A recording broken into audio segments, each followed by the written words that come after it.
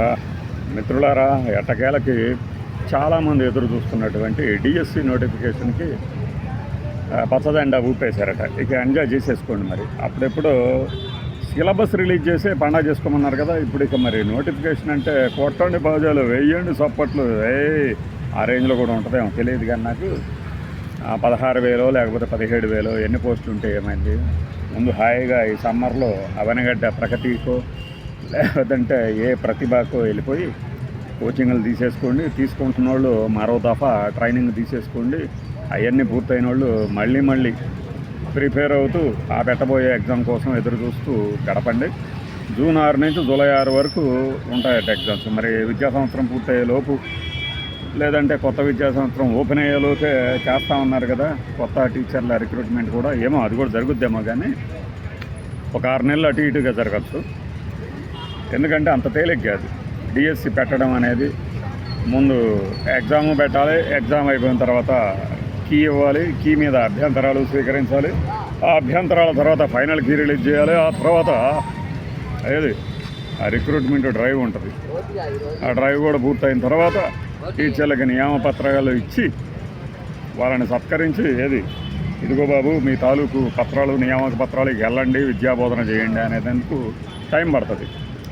మన వాళ్ళు పొలిటీషియన్లు ఏంటంటే వాళ్ళు ఇదిగో చిటికేస్తే అయిపోద్ది అన్నట్టు జస్ట్ లైక్ దట్ చెప్పారు కదా. సంవత్సరంలో పెడుతున్నారు కాబట్టి వెళ్ళండి గుడ్. ఇప్పుడు వాళ్ళు చెప్పే డేట్ కూడా అదే, సంవత్సరంలో పెడుతున్నాం అంటారు. పట్టించుకోమాకండి. ఇప్పుడు అసలు లేకుండా ఉండటం కన్నా సంవత్సరంలో పెట్టడం నయం కదా అని సన్నాయి నొప్పులు వాళ్ళు బయలుదేరుతారు.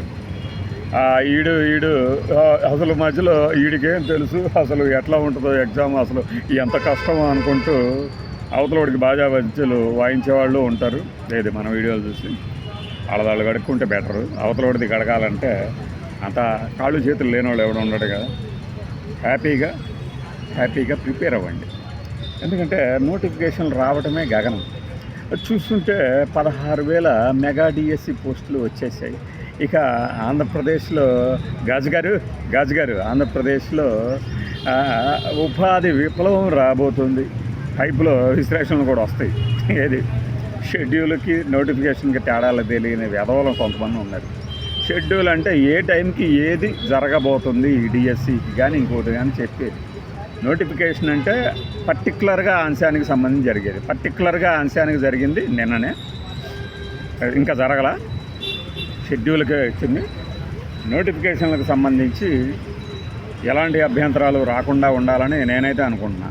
ఎందుకంటే ఎవడో వెళ్తాడు కోర్టులకి, మావి ఫిల్ కాకుండా వీళ్ళేదా ఎలా వెళ్తారంటారు, కేటగరైజేషన్ పూర్తి కాకుండా ఎలా వెళ్ళాలంటారు. ఇలాంటి చిక్కులు డిఎస్సికే ఎక్కువ. పాపం అనేది జాలేస్తుంది అన్నమాట. మేము ఒక్కసారి రాశానండి డిఎస్సి, వస్తే జాయిన్ అవ్వడం, లేదంటే లేదండి. జాయిన్ అవ్వలేదు, వెళ్ళండి గుడ్. ఎందుకంటే ఇప్పుడు జీతం అయితే చాలా ఎక్కువ, అప్పట్లో తక్కువ. కానీ ఎంత ఎక్కువైనా సరే వాళ్ళ తిప్పలు ఆడుకుంటాయి. ఒక ఎగ్జామ్ కోసం కళ్ళు కాయలు కాసేలాగా, అంటే ప్రతిరోజు వార్తలు చదువుతూ ఎదురు చూసే వాళ్ళకి ఇది పెద్ద రిలీఫ్. ఎండాకాలం బయట తిరగకుండా చక్కగా ప్రిపేర్ అవ్వండి. టెట్లు ఇవన్నీ వాళ్ళు చూసుకుంటారు. గవర్నమెంటు, పొలిటీషియన్లు వాళ్ళు ఆడే ఆటలు వాళ్ళు ఆడుకుంటుంటారు. ప్రిపేర్ అవుతూ ఉండండి. ఎగ్జామ్ జరుగుతుంది, హాయిగా రిజల్ట్ కోసం ఎదురు చూడండి. ఎప్పుడు అనేది మాత్రం నమ్మకండి ఎవరు చెప్పే డేట్లు. ఎందుకంటే ఒక్కొక్క డిఎస్సి రికార్డు టైంలో ఫినిష్ చేయడానికి చాలా అడ్డంకులు ఉంటాయి మధ్యలో.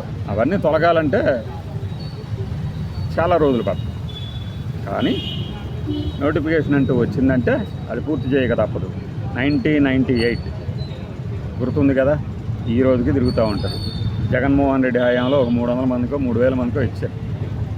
ఆ ఈయడాన్ని కూడా తప్పు పట్టి వీళ్ళకి ఎందుకు ఇవ్వలేదు అంటే, అసలు నువ్వు 98లో ఇయటం మానేసి మధ్యలో ఎన్నిసార్లు మనం పవర్లోకి వచ్చాం అవన్నీ వదిలేసేసి ఇచ్చిన వాడిని తప్పు పట్టే పద్ధతులు వదిలేసి నోటిఫికేషన్ వస్తే కనుక పూర్తి చేయకుండా పోవటానికి వీల్లేదు ప్రక్రియ.